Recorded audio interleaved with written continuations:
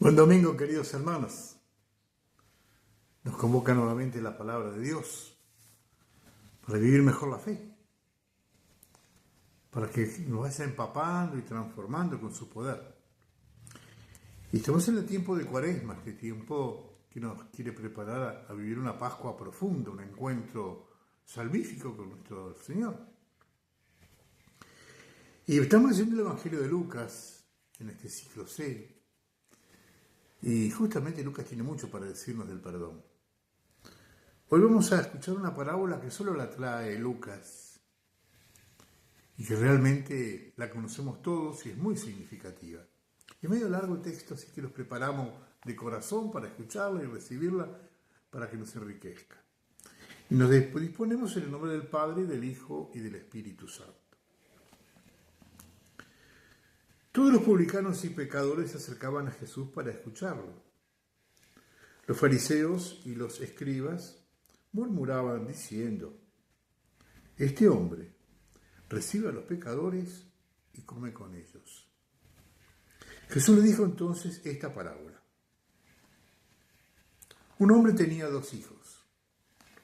El menor de ellos dijo a su padre: Padre, dame la parte de herencia que me corresponde. Y el padre le repartió sus bienes. Pocos días después, el hijo menor recogió todo lo que tenía y se fue a un país lejano, donde malgastó sus bienes en una vida licenciosa. Ya había gastado todo cuando sobrevino mucha miseria en aquel país y comenzó a sufrir privaciones. Entonces se puso al servicio de uno de los habitantes de esa región, que lo envió a su campo para cuidar cerdos. Él hubiera deseado calmar su hambre con las bellotas que comían los cerdos, pero nadie se las daba. Entonces recapacitó y dijo: ¿cuántos jornaleros de mi padre tienen pan en abundancia? Y yo estoy aquí muriéndome de hambre. Ahora mismo iré a la casa de mi padre y le diré: Padre, pequé contra el cielo y contra ti. Ya no merezco ser llamado hijo tuyo, trátame como a uno de tus jornaleros. Entonces partió y volvió a la casa de su padre. Cuando todavía estaba lejos, su padre lo vio y se conmovió profundamente. Corrió a su encuentro, lo abrazó y lo besó. El joven le dijo: Padre, pequé contra el cielo y contra ti, no merezco ser llamado hijo tuyo. Pero el padre dijo a sus servidores: traigan enseguida la mejor ropa y vístanlo. Pónganle un anillo en el dedo y sandalias en los pies. Traigan el ternero engordado y mátenlo. Comamos y festejemos, porque mi hijo estaba muerto y ha vuelto a la vida. Estaba perdido y fue encontrado. Y comenzó la fiesta. El hijo mayor estaba en el campo. Al volverse cerca de la casa oyó la música y los coros que acompañaban la danza. Y llamando a uno de los sirvientes le preguntó qué significaba eso. Él le respondió: tu hermano ha regresado y tu padre hizo matar el ternero engordado porque lo ha recobrado sano y salvo. Él se enojó y no quiso entrar. Su padre salió para rogarle que entrara, pero él le respondió: hace tantos años que te sirvo, sin haber desobedecido jamás ni una sola de tus órdenes, y nunca me diste un cabrito para hacer una fiesta con mis amigos.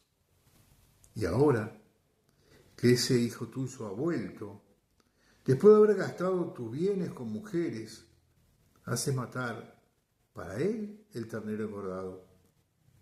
Pero el padre le dijo: hijo mío, tú estás siempre conmigo, todo lo mío es tuyo.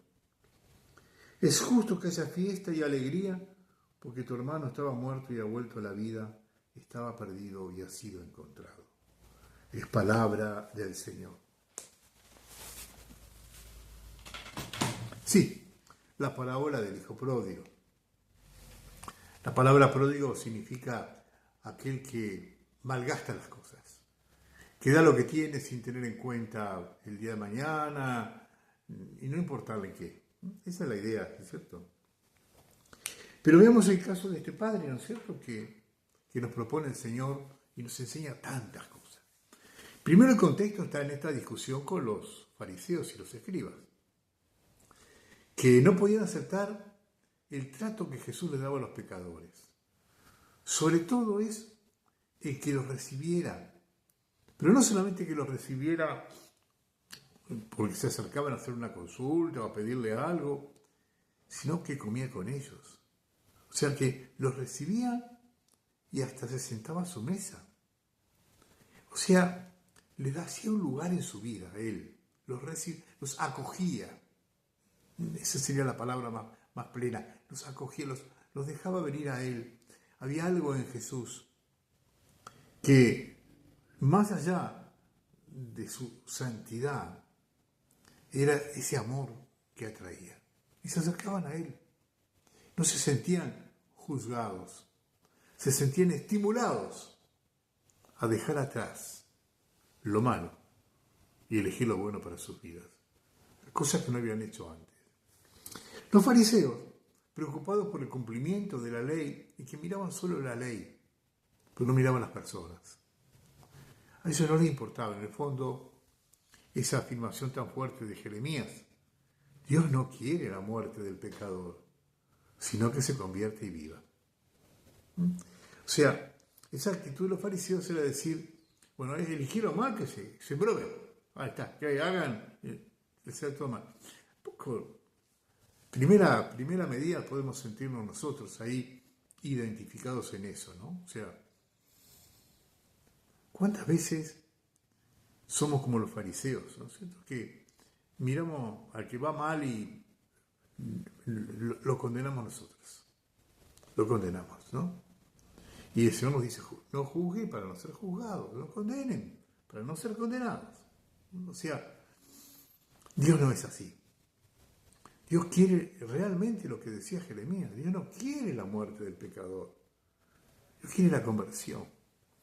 Por eso junto con esta parábola está la de la moneda perdida, la de la oveja perdida, que terminan diciendo que hay fiesta en el cielo por un pecador que se convierte. En vez de los fariseos estos no hacían fiestas. En vez de alegrarse de que los que estaban perdidos volvían, ellos estaban condenados. Entonces Jesús les cuenta esta parábola. 3 parábolas en realidad, a ver, en este capítulo, todas como respuesta a esa misma situación. Pero la más extensa es la que tenemos hoy, la que se llamó del hijo pródigo, los 2 hijos, el padre. Ese hijo que realmente no se sentía parte de la familia, no se sentía parte, no se sentía. Él soñaba con otros horizontes, nunca había descubierto lo importante que era vivir con el Padre. No lo había descubierto. Lo único que valoraba del Padre era que con su esfuerzo había juntado una fortuna y bueno, él decía, yo quiero disfrutar de esa fortuna. Me corresponde por herencia. La ley dice que yo tengo que leer, que me dé la parte mía y me voy. Y se fue. El Padre no se lo impidió. No le puso cadenas. No impidió. ¿Es lo que vos querés? Bueno, hacelo. Lo dejó ser. El otro hermano, en vez, por lo que vemos al final, era trabajador, pero se sentía esclavo. Tampoco había descubierto al Padre. Por eso esa frase final del Padre. Pero hijo mío, todo lo mío es tuyo. No te sientas esclavo, no me estás trabajando para mí. Estás trabajando para vos también. Estamos trabajando para nosotros. Este sentido de comunión profunda, ¿no es cierto? Que lo habían perdido. Se habían quedado nada más que con los bienes. Los dos. Uno viendo el lado del placer que le podían dar los bienes y el otro viendo, ¿no es cierto?, la responsabilidad de que los bienes produjeran y trabajaba como un esclavo. Ahí va el hijo que se va y hace su experiencia de muerte. Sabemos que la vida es cambiante y le cambió la vida. Esa bonanza que tuvo al principio, eso de ser el hombre importante que tenía los bolsillos llenos y entonces todo el mundo se le acercaba y lo consideraba, un día se le acabó. Y la situación estaba mal. Y empezó a dar necesidad en ese lugar. Y quedó solo y quedó abandonado. Y llegó a pasar hambre, miseria. Porque la situación que cuentan es de miseria. Tener que trabajar, ni siquiera contratado, porque no sale la idea de un contrato. Sale la idea nada más como que pidió por favor de una changa. ¿No? ¿Qué diríamos nosotros? Le dio una changa. De lástima. Andá a cuidarme los chanchos. Los chanchos para un judío era lo más humillante. El judío no quería saber nada con los chanchos. Y ahí lo manda a cuidar los chanchos. Encargado de darles de comer los chanchos, y él envidiaba la comida de los chanchos, porque tenía hambre. O sea que lo que le daban a él no le alcanzaba. Y es en medio de esa desolación, de ese fracaso de su vida, que él empieza a pensar. Empieza a darse cuenta que eligió mal. Que eligió mal. Eligió un camino malo. Realmente con esto, aparte, empieza a darse cuenta. No solamente que eligió un camino malo, sino que ofendió al Padre. Seguramente empieza a entender algo. Porque él se empieza a acordar que en la casa del Padre aún los sirvientes, los jornaleros, los trabajadores más humildes que tuvieran, estaban en abundancia comparado con lo que él estaba viviendo. Y él quiere, aunque sea, volver no a ser parte de la familia. Él reconoce que destruyó su parte de la familia. Pero por lo menos que lo ayuden a salir de esa miseria. Y se decide poner en el camino. Vuelve. El padre, ¿no es cierto?, que nunca lo había dejado ir. En los hechos. Pero no en su corazón. Él no lo expulsó de la familia. Él lo siguió teniendo como el hijo. Y por lo que nos dice el hermano, sabían en qué andaba. Tendrían informantes constantemente. El hermano sabía lo que había pasado con el hermano, que había malgastado. O sea, las historias de las andanzas de este hombre lejos de la casa habían llegado hasta la casa del padre. Pero el padre no perdía la esperanza. El padre que lo espera en la trinchera, en la puerta, es como que seguramente quería ir todos los días a mirar el horizonte, a ver si no había llegado el momento que esperaba. Y cuando llegó el momento que esperaba, no pudo más. Corrió él al encuentro del hijo. Le apresuró a largar ese discurso de humillación, de reconocimiento, ese discurso aún de penitencia. No te pido, Padre, que vuelva a la casa. Déjame estar con los jornaleros. No te pido que lleve el anillo como hijo. No, yo simplemente dame de comer. El padre lo abraza ni le deja terminar. Y no solamente eso. Él ve que el corazón del hijo se ha purificado. Y entonces con urgencia, le pide a los sirvientes, purifíquenlo por fuera también. Seguramente los habrán llevado a pegarse un buen baño, a arreglarse, a vestirse, y le vuelve a poner el anillo, le vuelve a poner las sandalias. Es el hijo. Lo vuelve a su lugar de hijo. Y hay fiesta, hay alegría. Este es nuestro Dios. Este es nuestro Dios. Nosotros fácilmente que nos sentimos lindos en este evangelio porque Dios que perdona, Dios que ama, ¿no es cierto? Eso nos gusta, es lindo. Es lindo. Pero tocó fondo y se arrepintió. Y se arrepintió de corazón. E hizo el camino de vuelta. ¿Cuántas veces nuestras súplicas de perdón son tan superficiales? Perdón, y seguimos. Como lo hacemos en la vida cotidiana. Le pegó un pisotón a alguien, perdoname, y seguimos adelante. Es así, pareciera que con Dios es igual. No terminamos nunca de convertirnos. Este hombre se había convertido. Pero ahora viene el turno del hermano. Le cuesta más convertirse el hermano.